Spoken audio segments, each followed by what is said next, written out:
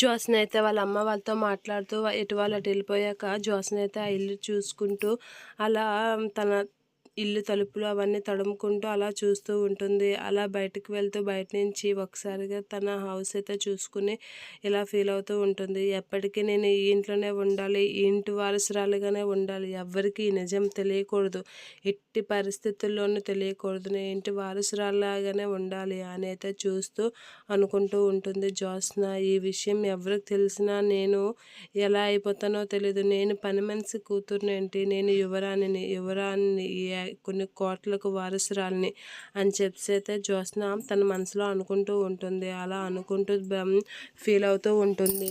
Feel అవుతూ ఇలా అంటుంది.